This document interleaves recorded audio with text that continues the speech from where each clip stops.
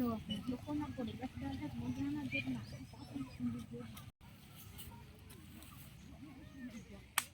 Ayan guys.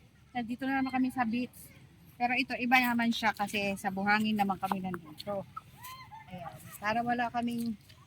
Ayan. So ngayon guys, nandito tayo sa tapat ng lalaking bukid. Yan po yung tinatawag na lalaking bukid dito kasi forma siyang lalaki. Formang tao na nakahiga. So ang tawag namin dyan ay lalaking bukid. Ayan. So ngayon, para ang aking mga kasamahan ay naligo na, family bonding lang to guys, para lang masaya. Una kong gagawin ay ano muna tayo magsiga kasi maglihaw ako na mas mag-ingat tayo guys, di pa tayo nakapoy para sa ihawin natin at mamaya ay maglilitsyon ako ng manok. Ha? Pwede din ang tutungan.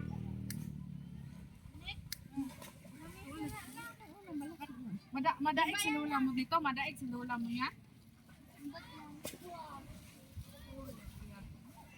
Kaya yan la. Ako nga nakaya yan.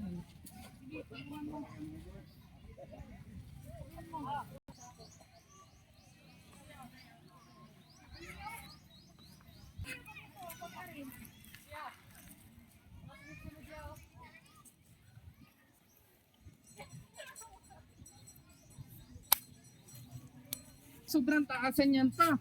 Hindi naman kaya anin ng bato.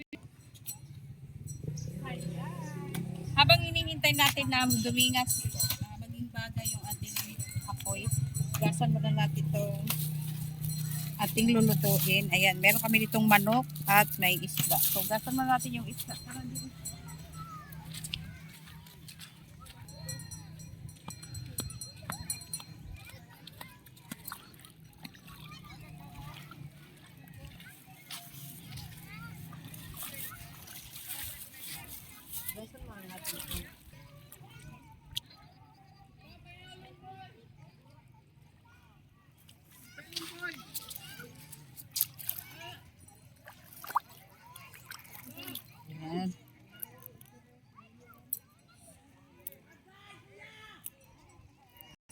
Ito kasi nakadulihan na siya.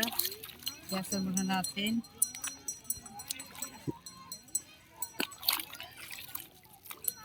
Ayan, meron kami ditong banggisan.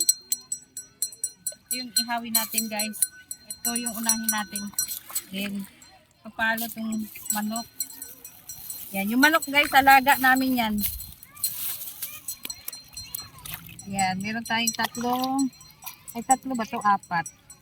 Apat na banggisan.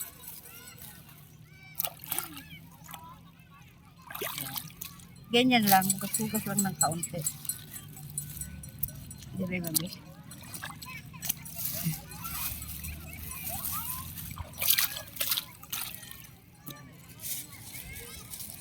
Tapos yung manok na rin, hugasan na rin natin. Pero nahugasan na ito kanina eh.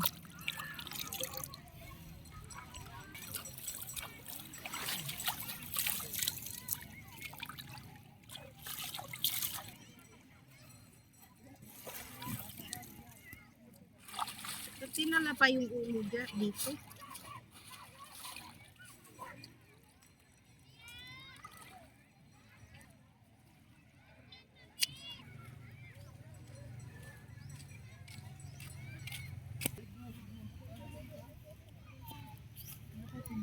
Ayan, pwede na yan siya guys kasi nahirapan ako pagkainit na.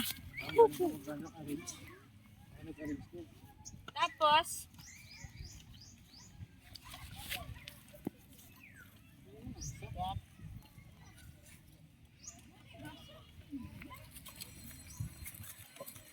oops.